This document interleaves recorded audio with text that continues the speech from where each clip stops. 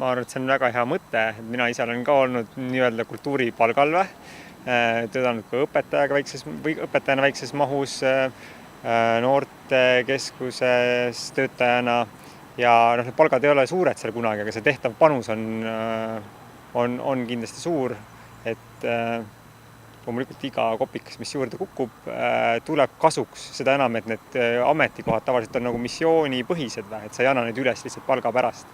Et see on signaal konkreetne, et neid ikkagi väärtustatakse, et kui mitte nagu palka juurde ei saa, mis oleneb tööandjast tegelikult, et siis riik püüab omalt poolt mingid mehhanisme käiku lükata, et see summa oleks veidi suurem.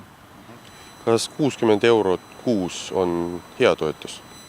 Ma arvan küll, ma kujutan ette, et need pead, kellele kõik need 60 eurot tuleb kokku, need on väga palju, selles mõttes see summa on kindlasti üüratu, 60 eurot ühele indiviidile, selle eest juba saab midagi, sellest kas või saab süüa või midagi makstud. Süüa saab küll sellest päris mitu päeva. Kas see puudutaks sind isiklikult või kedagi sinu perekonnast? See vist isegi puudutab mind isiklikult, jah. Et mina olen ka nüüd vahetanud elukohta ja asun uuele tööpostile ja ma pean ennast üles töötama jälle seal. Et kindlasti ma alguses olen selles samas sihtgrupis, kellele see pigem nagu läheb korda, pigem on oluline. Et kokkuvõttes see muudatus on hea mõte.